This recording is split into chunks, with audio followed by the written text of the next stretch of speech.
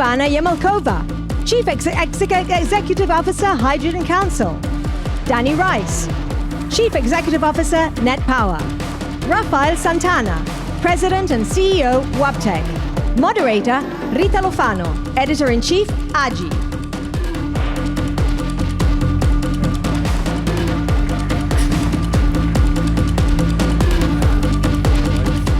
Hello everyone, I'm happy to be back here at the Baker Hughes annual meeting. The theme of our discussion will be Beyond Competition, Redefining Progress in Industry.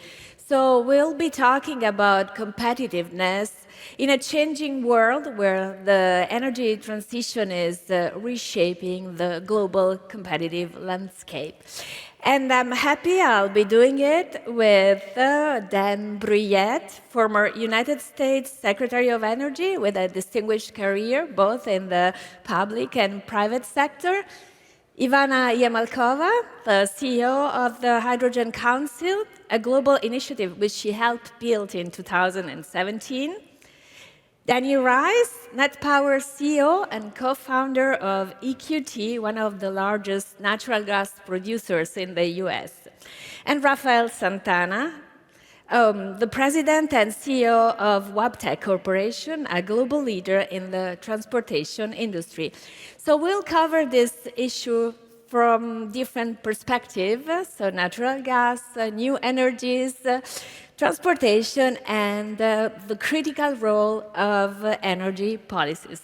And that brings me directly to Dan Brouillette. You served in the first Trump administration. Exactly 2 weeks ago, President Trump went back to the White House with a new energy agenda. He wants to expand drilling oil and gas. So what does it mean for the industry? I have no idea. I'm just kidding. Thank you. I really appreciate the opportunity to be here. Let me add my thank you to Lorenzo and his wonderful team at Baker Hughes for an incredible event, for pulling together the talent that we have in this room today. And thank each one of you for your leadership of this important industry. As we all know, energy is the foundation of not only the U.S. economy, but every economy. So thank you for the good work that you do each and every day on behalf of the citizens of your respective countries. The United States obviously is going to change some of its energy policy, and that's going to direct, I think, some investments within the United States and perhaps around the world. Exactly how that's going to play out over the course of the next few years and months remains to be seen, to be honest. And that's what I mean, I don't know. But what I will tell you is that having worked for Donald Trump for 4 years, he's very much focused on things like infrastructure. So while the public rhetoric, if you will, is drill, baby, drill, I dare say that the president is perhaps more interested in building out the infrastructure that we need within the United States to get those products to market, because that really has been our challenge in the United States. Our production numbers are up. We produce now more oil than we did 5 years ago, 10 years ago, obviously. We produce more gas. We know how to produce molecules. We know how to produce electrons. We know how to generate electrons. Our challenge in the United States is actually getting that product to market. It's pipeline capacity. It's transmission capacity. It's moving the products around as efficiently as we want to be competitive with the rest of the world. So as I think about what Donald Trump is focused on, and I want to be clear, I no longer work for the president, so I can't speak on his behalf, but I can give you a fairly educated guess. My instinct tells me that that's going to be his focus. It is going to be on infrastructure, and I think that's a good thing for the U.S. Well, he said we'll see, but he took some early actions. He declared an energy emergency. He decided to apply tariffs on Canadian and Mexican oil. Can you comment on that? Sure. I think it's created a bit of dislocation over the course of the weekend. That's probably going to continue. That's maybe an understatement. It's going to continue for perhaps a bit longer. I think it's important, though, we take a step back. I saw some of the economic analysis, and look, I'm not a PhD economist, but I was trained in economics and finance, and I understand generally what the arguments here. I think some of the analysis has been somewhat simplistic, in that a tariff is a tax is paid by consumers, or a tax leads to higher prices, and higher prices are borne by consumers. That's kind of the superficial analysis, and that's true. true, I think, in a classroom or a generic sense. I happen to agree with that. I think it's absolutely true. But there are isolated instances in which tariffs actually reduce prices. And it'll be interesting to see what is the reaction of Canada to some of these tariffs. Their options are somewhat limited relative to the US. So if you think about heavy sour crude being refined in the Midwest, what are the refiners going to do there? Well, I'm not going to suggest this is easy, but they do have options. You can retool your facilities to do light sweet. You can do other things. I'm not suggesting they should. I'm just saying they have the option. What are the options available to Canada? Well, it's potentially to build pipelines to get to those coasts to serve either Asia or Europe. That looks like a much more difficult option. So if you think about the tariff in that sense, Canada's reaction could be reduce prices to maintain access to the US market. You can actually have lower prices. Don't know what's going to happen, but I think we need to take a step back and look at this a little bit more closely than what I've seen so far in the national or perhaps even the international media. Thank you. Ivana, the Hydrogen Council was founded in 2017 with only 13 initial members. Now it's a global initiative with some 140 businesses and investors. So where are we in the hydrogen mission? So first of all, thank you, Rita, and the Baker Hughes team for having us. The Hydrogen Council is the world's largest and only CEO-led initiative on hydrogen, and we're very lucky to count the likes of Lorenzo among the great leaders that we have on board. I will follow on what you just said, Dan, about the shifts that we're seeing in the world. The world is moving. The world is moving through an energy transition. There are different patterns, different speeds, but we're moving. And a short answer to your question, where are we on hydrogen? Hydrogen is certainly part of that movement. Hydrogen is happening. Hydrogen is picking up speed. Let me illustrate with three key points. Hydrogen is picking up speed and moving when it comes to policy. Over 50 different countries around the world now have dedicated hydrogen strategies. That means they have recognized the benefits of hydrogen for competitiveness, for sustainability, for energy security, for even energy system resilience. So not only they are choosing hydrogen to be part of their energy portfolio, but they're really acting. They're putting in place policies, regulations to enable investment. And the second point I want to raise is that businesses are acting on this. They're seeing the opportunity. And in just the last 4 years, we have seen 7-fold growth in committed capital in hydrogen.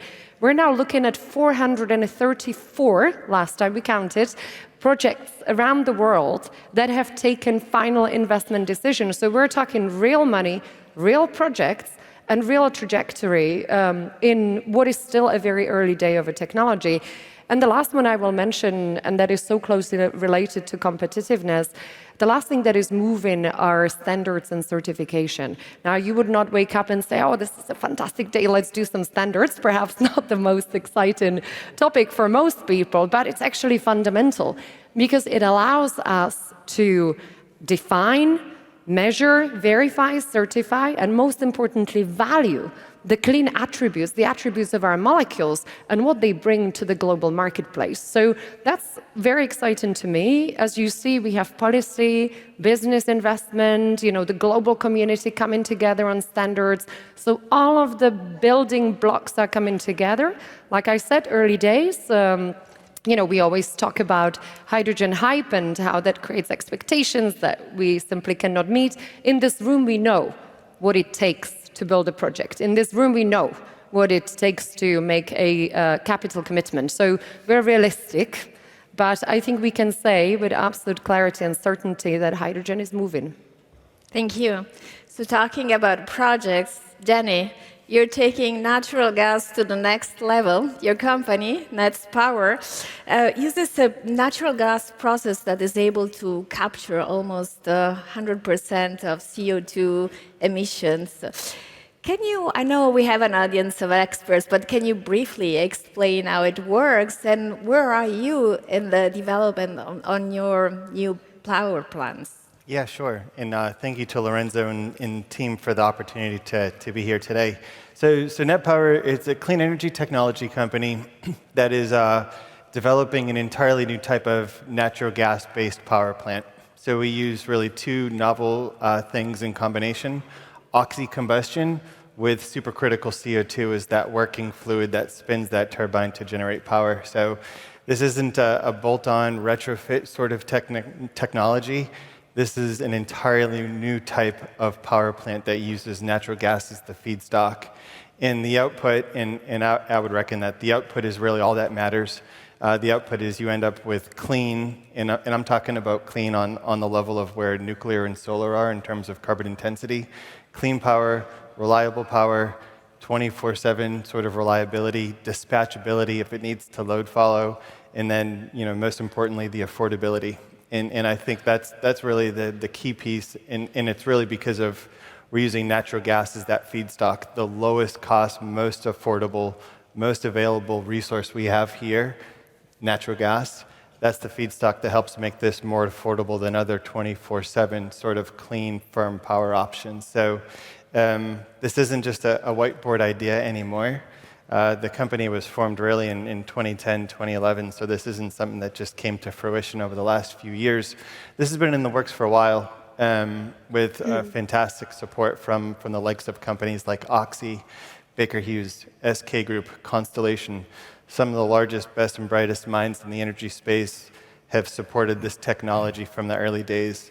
And we've proven the technology at a demonstration plant outside of Houston, and now we're in the period of starting to commercialize this technology. So we're preparing for our first utility scale plant, which will be located in West Texas. And that'll actually be a pretty profound moment because that's really the time when we've been able to fully transform natural gas into one of the cleanest forms of power in the world. There's something to be said with going from coal to gas and the carbon intensity reduction that you get from that without any compromise to reliability or affordability. And Net Power is really that next phase of going from just a traditional gas-fired power plant to Net Power, transforming it into zero-emission power without any compromise to that reliability is really an important piece. And I think certainly just given the macro setup of the world's looking for new sources of power, and it really is sort of an all of the above sort of approach. And I think the reality of the world that we're living in now is it's not coming fast enough. We can't wait until 2040 to have nuclear developed. We need solutions this decade. We need solutions for the early part of next decade. And in partnership with Baker Hughes on developing the key components of this plant and commercializing it, this will be probably one of the first new clean forms of power to be commercialized in the coming years. And that's a pretty welcome place because the world needs as much as it can get, and it's just not showing up fast enough. Very exciting. Rafael, first of all, welcome back. I know you're very familiar with this annual meeting. It's great to be back here. So your company, WebTech, mostly serves the rail and mining markets. How do you see the energy transition play out across the globe in those sectors? Well, first, I think it's important to recognize just the progress that we have made. If you look at the last 20 years alone, and you think about that energy transition, we've significantly improved some of the key products that we shipped both into mining and rail. Just from a particular matter perspective, we've been able to reduce 95%. If you think from NOx emissions, we've been able to reduce that by 86%. If you think just from a pure carbon perspective, we've been able to reduce by over 20%. And some of that benefit is really connected to the innovation we've brought into products. If you look at internal combustion engine level, we've been able to significantly advance the efficiency on that. And much more important, we have been able to really drive what I call software optimization into the total ecosystem. So this is about moving a train much more efficiently, and that's driven really the next level. So that was over the last 20 years. So what we're working right now, I think the next step has really been a key element of bringing alternative fuels into the mix. Last year, we announced really the adoption and the certification of our internal combustion engines to be able to run at 100% renewable diesel, to be able to run up to 20% bio, and that's continuing to drive that. We're taking further steps, and we're in current tests with the national labs on hydrogen as well. And we're bringing hydrogen to be an alternative fuel that gets mixed into that. We already do that with LNG today, up to 78%. And we're looking at doing that with hydrogen as well, and testing various other types of fuels. And as we continue on this journey, very consistent, what we've used that is how you make sure you progress at scale, which is a key topic here. It's really by partnering with other stakeholders to make sure the economics are there and that we can drive the adoption further. We'll go back to the role of hydrogen in transportation. But then, first, I'd like to hear your thoughts on an issue I think many people here are interested in.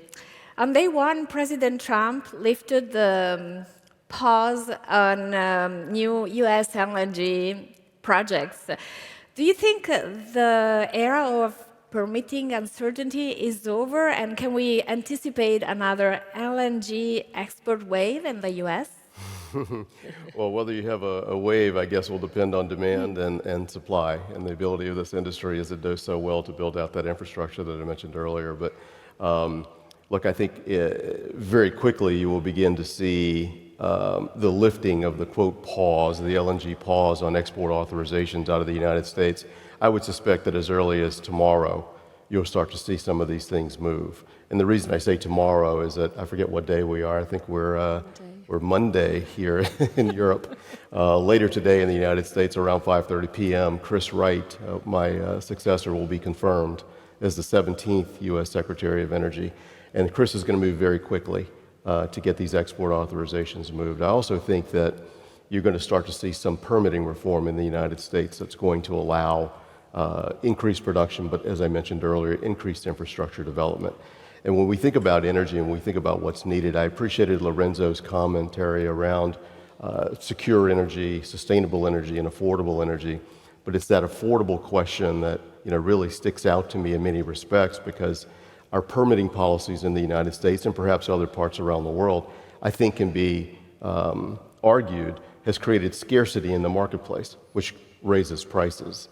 So to the extent that I see this administration focusing on permitting, that's really their goal, is to get permits approved faster, to get infrastructure built faster, to alleviate the scarcity in the marketplace, because demand continues to rise. We've read all the stories about AI and data centers and their desire for electrons. The Federal Energy Regulatory Commission in the United States published a report about 6 months ago, and don't hold me to this year, but I think the numbers were approximately 2030, perhaps 2028, we would be roughly 25 to 30 gigawatts short of electricity in the United States. And that's without any of the AI data center demand.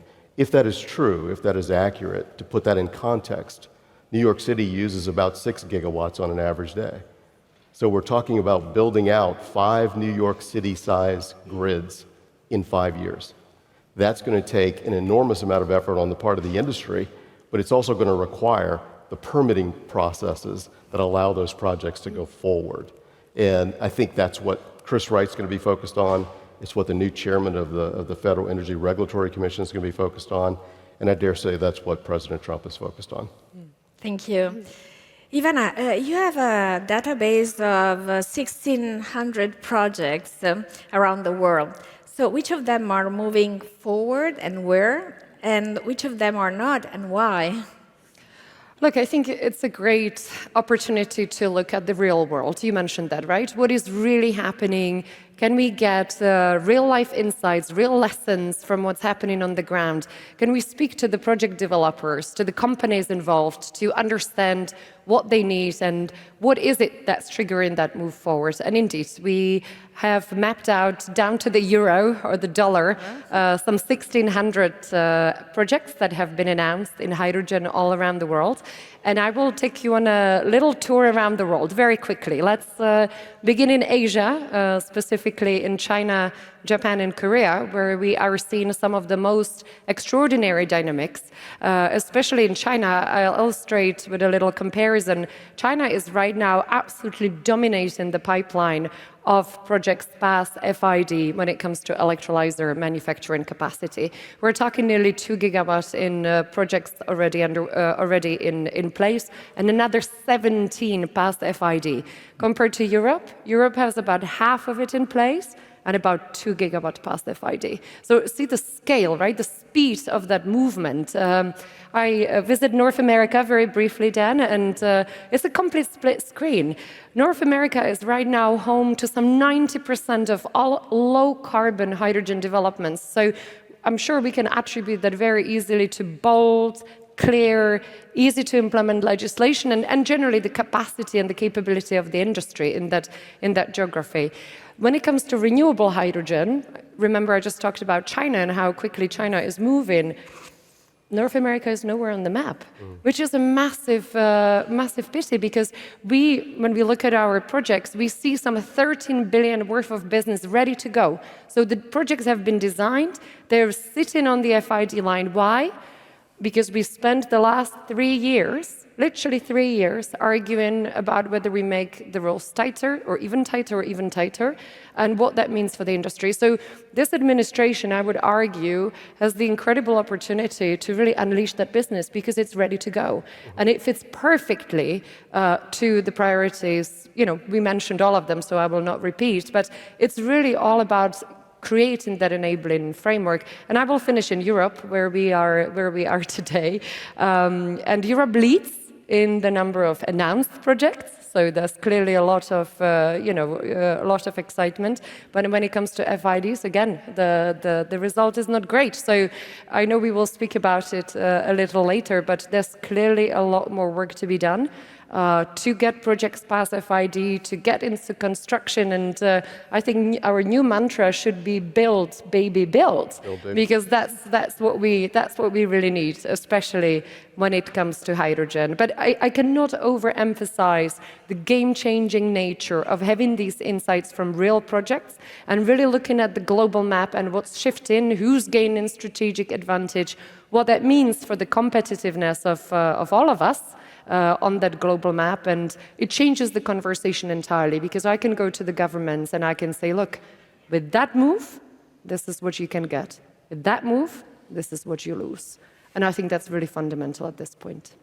Thank you. Rafael, you mentioned the role of hydrogen, but transportation and mining is usually main traditional sources. So how do you think this hydrogen is playing out in these markets? Well, a couple of points first. I think it's important to recognize that it's going to be market dependent, I think, as we look at the transition. If you look at the specific applications of both mining and rail, in a lot of ways, if you look at around the world, you're talking about remote locations, you could be talking about really isolated places. And if you just think about a locomotive, it will burn 1 million liters of diesel per year. So very significant from that perspective. But you've got to carry that fuel. And if you think about your ability to ultimately be able to decarbonize, I think you're going to be looking at the availability of what you have around. So let's take Europe, for instance.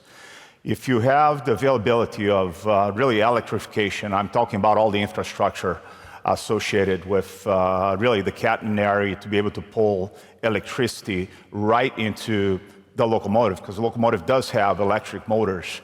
You're probably going to be looking at that. You look at Europe, 60% of the rail network is electrified. And that's the most you're going to see it anywhere in the world.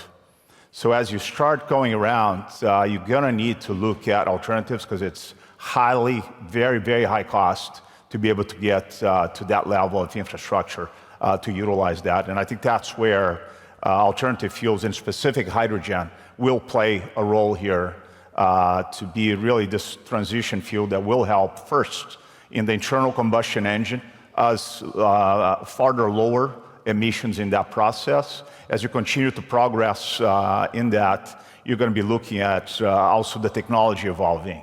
and we're going to be combining that with the use of batteries, with fuel cells, and I think it continues to evolve in that direction. But being sensitive to economics matter, and I think in order to drive that adoption, to drive progress, you got to really be looking at ways to partner so you can drive that at scale. Thank you. Danny, as Dan pointed out, the database boom, but artificial intelligence as well, is pushing demand for electricity.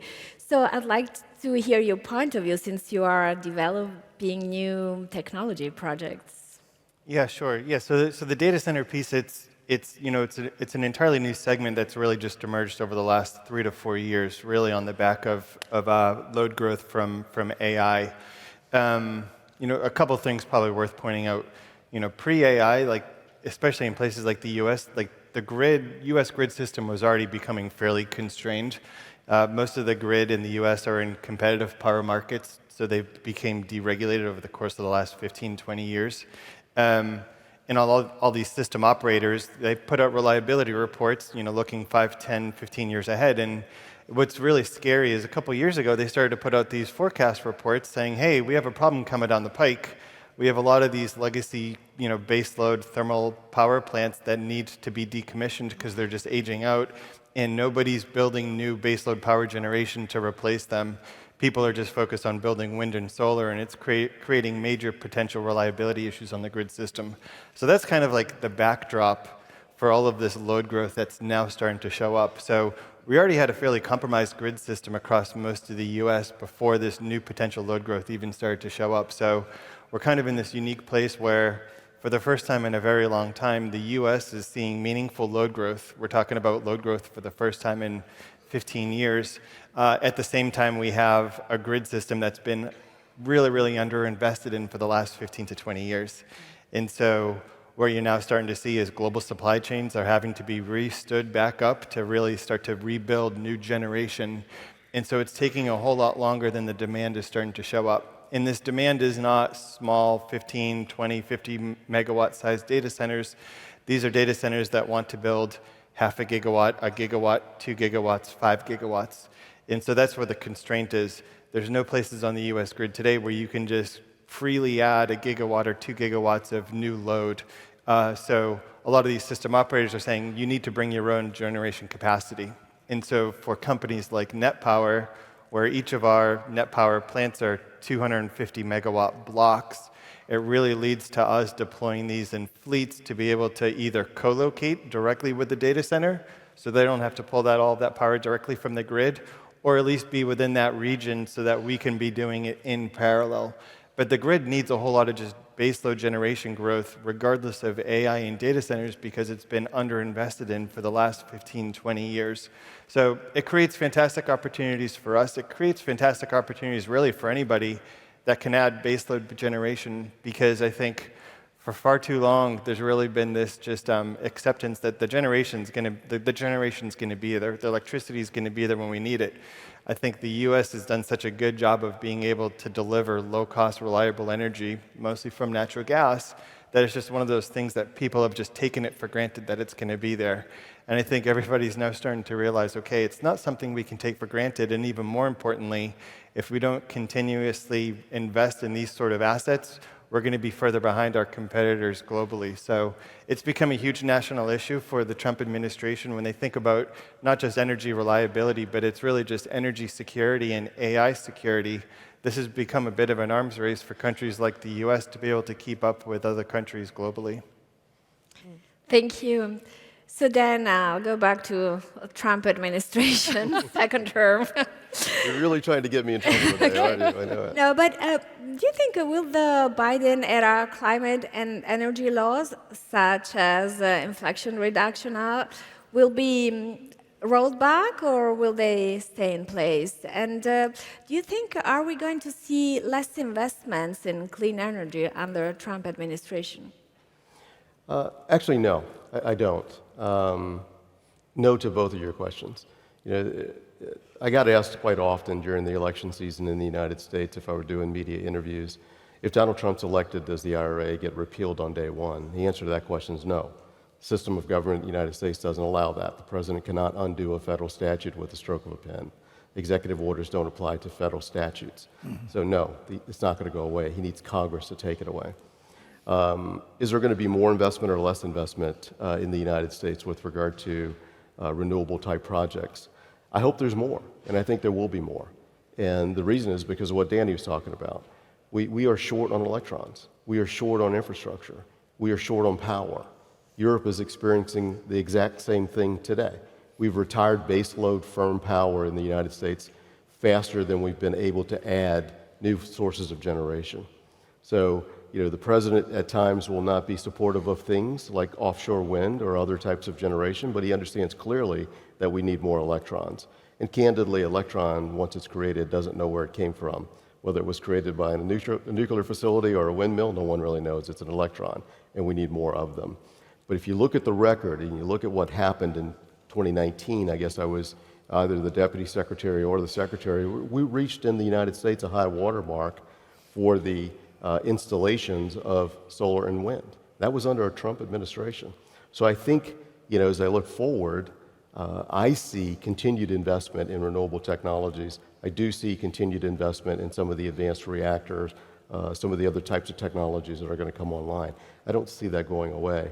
I would hope, though, as we think about it in the United States, and I think, this is one of the points you were making, is that, we can argue policy, good policy, bad policy all day long. What we really crave, and when I was part of the leadership at Sempra Infrastructure, helping build out LNG export facilities, what I really craved was certainty. Tell me what the rules are going to be. Because as we think about these projects, they're 20-year projects, 30-year projects, it's very difficult to make these billion-dollar investments if you think the rules might change in 4 years, or 6 years, or 10 years. So I would urge all policymakers, not only in the U.S., but in Europe and other places, provide that certainty to your industry, and the investment will follow. Of course, for businesses, the future is now, right? Correct. So, Ivana, I would go back to Europe. The Draghi Report of European competitiveness confirmed the key role for hydrogen. So, what is it needed to turn hydrogen into a massive business opportunity?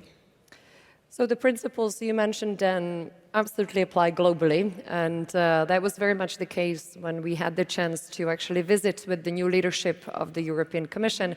I believe it was the 7th or 8th of January, which to me was a great sign because they're really not wasting any time.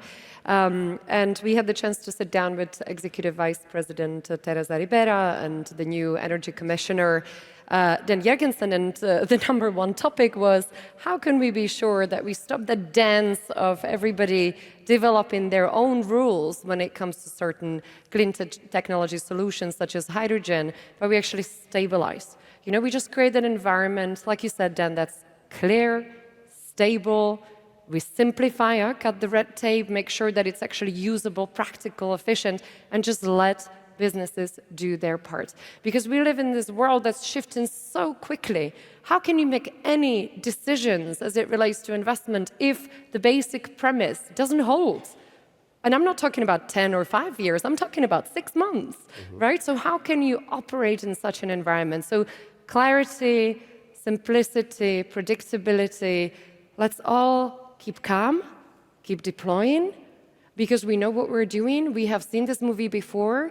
We know what happens, right? We can just continue staying focused, not letting the noise distract us, and really work step by step. And one of the other topics that came out in the conversation was the importance of continuously showing that trajectory, that hydrogen is happening, that hydrogen is moving, that it is actually becoming reality. And I think we have learned from other solutions as well that we should not try to boil the ocean.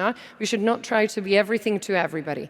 It just doesn't work. So let's pick the places where hydrogen adds that value, where there's that willingness to pay, where the commercials actually match, where it all actually works. And we refer to these as lead markets. What are the lead markets? Could it be refineries? Could it be aviation? Could it be steel? Could it be fertilizer, right? But you see that there are places where hydrogen and derivatives make sense in the very immediate or near-term future, and that's where I think we need to keep going next. So focus, step by step, show that it's working, build that support, build that infrastructure, the software, the hardware. And again, we have seen this movie before. We know how it goes. So keep calm, keep deploying. Danny, speaking about policy, how is the regulatory framework supporting your revolutionary idea in North America? Yeah, within North America, specifically the US, it probably has like the leading framework to support really being able to catalyze the economic deployment of our technologies. And it's really the 45Q program under the Inflation Reduction Act, which it's a program where for any of our plants where we commence construction by the end of 2032, our facility will earn $85 per ton for each ton of CO2 we capture and sequester for the first 12 years of a plant's life. Now, our plant is inherently a carbon capture machine. It's capturing 100% of the CO2. And so that has a pretty impactful economic impact on our plant. So we all of a sudden have taken a gas-fired power plant that now has two revenue streams, selling power, of course, but now we're monetizing the CO2. And for us, we don't necessarily see that enhancement in perpetuity, but we really do see it as a catalyst for us to scale our technology and really get the CapEx down so that on an unsubsidized basis long term, we're able to deliver a levelized cost of energy for that power that's going to be lower cost than nuclear, lower cost than renewables with battery storage. And I think that's ultimately what the world needs is we need more affordable forms of clean, firm power. And I think it is a bit of a paradigm shift for people to think, is natural gas, is a fossil-based solution going to be the cheapest form of clean, firm power? And with ambitious technologies like ours that we're developing in concert with Baker Hughes, I think we would emphatically say absolutely. Rafael, what key attributes are you looking at to enable energy transition? I think the first one we look at it is probably flexibility, and I'm talking really the ability of making our internal combustion engines, in this case, not just fuel agnostic. I mean, if you think about our customers, they'll buy these products to operate in the next 30 to 50 years. So the ability to be able to switch to bio-renewable, I think that's a critical element. And the other element of flexibility is to be able to combine that with what I'll call hybrid systems, whether if it's utilizing energy that comes directly from the grid, whether if it's combining it with batteries, I think is a key element. The second piece is really tied to the reliability. I mean, you're talking about operations in remote areas. Our customers want to really be able to leverage from technology that's well known and that operates reliably. I think that's another key aspect. And the third one is the economics. The economics got to be there, and you've got to make sure that as you develop some of those things, you do it, again, at scale, but with the sense that you're going to be able to advance adoption across the board. Thank you. So the subtitle for this session seems to be energy addition instead of energy transition, no? Leveraging a mix of new and traditional sources, flexibility, and diversity in energy. Please join me in thanking Dan, Ivana, Danny, and Rafael for being with us today. Thanks for being here. All right. Thank you. Thank you. I shop Rita.